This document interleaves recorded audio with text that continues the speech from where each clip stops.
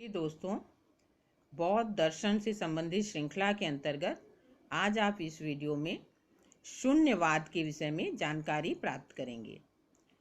दोस्तों, बौद्ध दर्शन के मुख्य संप्रदायों में शून्यवाद एक है।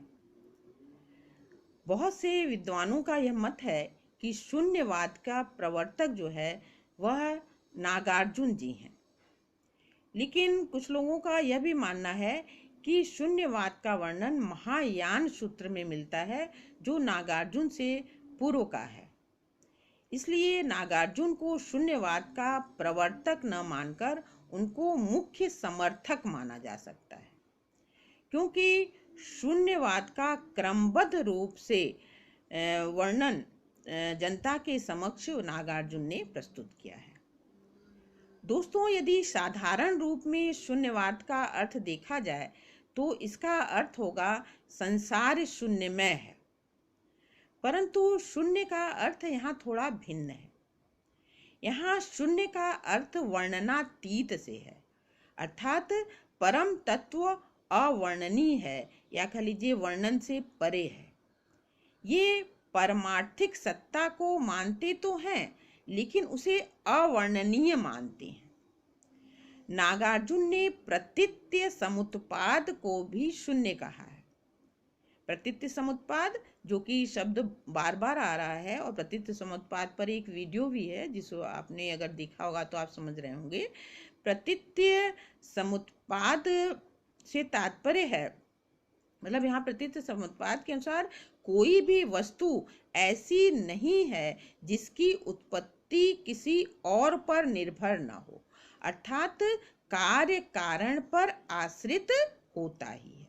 अतः वस्तुओं की पर निर्भरता और उसकी अवर्णनीयता को शून्य कहा गया है। इस तरह से आपने शून्यवाद के अर्थ को जाना। अब हम और आगे चलते हैं, इसकी और व्याख्या करते हैं।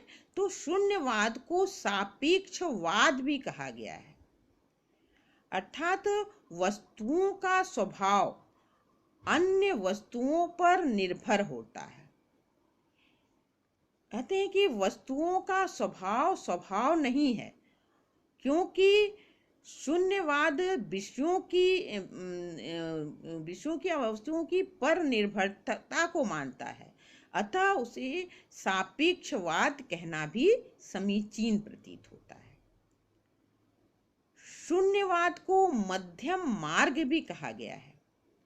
दोस्तों, जैसा कि आप जानते हैं कि बुद्ध ने अपने जीवन में प्रवृत्ति और निवृत्ति मार्ग में से मध्यम मार्ग को अपनाया था।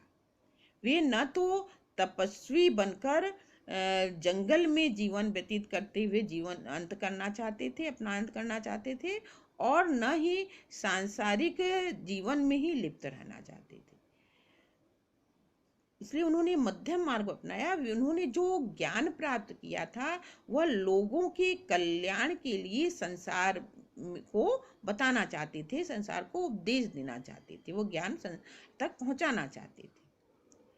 बुद्ध जो है वस्तुओं को न तो निरपेक्ष सत्य ही मानते हैं और न ही पूर्ण रूप से असत्य मानते हैं, बल्कि वस्तुओं की पर निर्भरता के अस्तित्व को मानते हैं। बुद्ध ने भी प्रतीत्य समुत्पाद को मध्यम मार्ग माना है।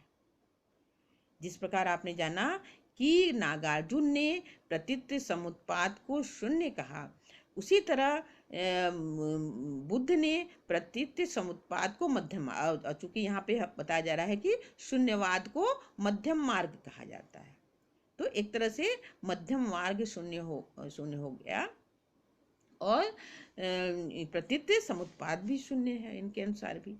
तो प्रतीत्य समुत्पाद को उन्होंने मध्यम मार्ग कहा है।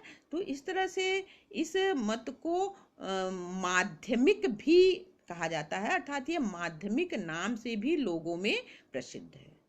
शून्यवाद में बुद्ध ने जो कहा वह है कि जो परम लक्ष्य की प्राप्ति, शून्यवाद से बुद्ध ने कहा कि चरम लक्ष्य की प्राप्ति होती है, और शून्य को ही इस मत में परम तत्व माना गया है। इसलिए इसे शून्यवाद भी कहा जाता है। वास्तव में दोस्तों, इन लोगों ने अर्थात या बौद्ध दर्शन ने स्वलक्षण को ही वास्तविक तत्व माना है और किसी भी उपादान से जो न उत्पन्न हो और दूसरों पर निर्भर रहता हो, वह उसमें लक्षण नहीं होता। मतलब जो किसी भी उपादान से उत्पन्न होता है और जो दूसरे पर निर्भर है, उसमें स्वलक्षण नहीं होता। तो अतएव एक प्रकार से वह उसकी उत्पत्ति ही नहीं है, और उसमें स्वलक्षण ही नहीं है। जो किसी उपादान से उत्पन्न होता है और वो दूसरे पर निर्भर रहता है, तो वह उत्पत्ति नहीं है, अर्थात वह शून्य है। नागार्जुन कहते हैं कि न सत्य है न असत है, न सत्य और असत्य दोनों है, और न दोनों से भिन्न है। तो इस तरह से यह एक विलक्षण तत्व है जिसे यह परम तत्व कहते हैं। इसीलिए इस तत्व को अलक्षण कहा गया है, और इसी सत्ता को इन्होंने प्रतीत समुत्पाद कहा है। तो इसको आप प्रतीत समुत्पाद कह लीजिए, शून्य कह लीजिए, शून्यवाद कह लीजिए, मध्यम मार्ग कह लीजिए, सापेक्षवाद कह लीजिए, कुछ भी कह लीजिए, माध्यमिक कह लीजिए, यही इनका अर्थात बौद्ध दर्शन का शून्यवाद है। तो इस तरह से आपने इस वीडियो में शून्यवाद के विषय में जानकारी प्राप्त की। आशा करती हूँ कि आपको शून्यवाद क्या है यह समझ में आया होगा। अगर कहीं कोई संशय हो तो आप कमेंट बॉक्स में पूछ सकते हैं, बता सकते हैं। और आपको वीडियो देखने, लाइक करने, शेयर करने, और अगर आप चैनल पर नए हैं तो सब्सक्राइब करने के लिए आपको बार बार धन्यवाद।